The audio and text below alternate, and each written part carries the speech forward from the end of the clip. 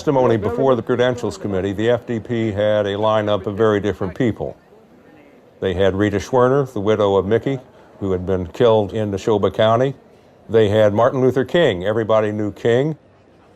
The seating of the delegation from the Mississippi Freedom Democratic Party has political and moral significance far beyond the borders of Mississippi or the halls of this convention. But the highlight of the testimony was that of Fannie Lou Hamer. The sharecropper who had been evicted from her plantation had come to symbolize the Mississippi movement. Mr. Chairman, and to the Credentials Committee, it was the 31st of August in 1962 that 18 of us traveled 26 miles to the county courthouse in Indianola to try to register to become first-class citizens. We was met in Indianola by policemen.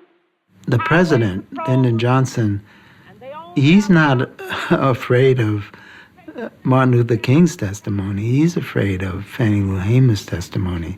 And so he decides that the country should not see her testify live. Johnson is in the White House, and he convened an impromptu press conference. We will return to this scene in Atlantic City, but now we switch to the White House and NBC's Robert Goralski. Now, ladies and gentlemen, the President of the United States. On this day, 9 months ago. He did it knowing that they would break away, thinking he might announce who his choice of vice president was going to be. Instead, he gets up there and he announces, get this, he announces that it's 9 months to the day since Governor Connolly, who was there, was shot along with President Kennedy. So he announced a 9-month anniversary. Everybody's scratching their heads. Thank you very much. And then he leaves. And by that time, Fannie Lou Hamer's testimony was over.